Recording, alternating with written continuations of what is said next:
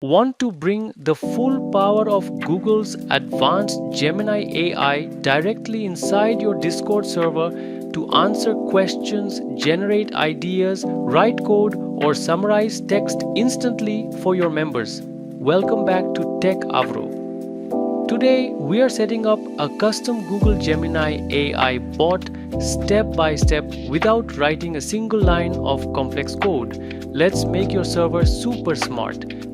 First, crack open your web browser, navigate to top.gg and type Gemini AI in the search bar.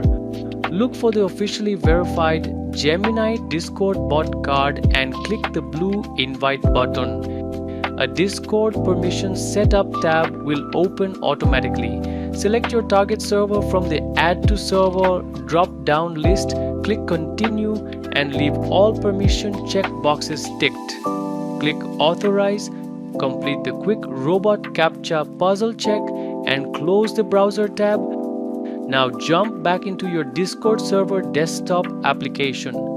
Head over to any text channel, type a / in the chat box and select the /Gemini command block. Right next to the command, type your prompt question, for example, / Gemini prompt, explain quantum computing in 3 simple sentences.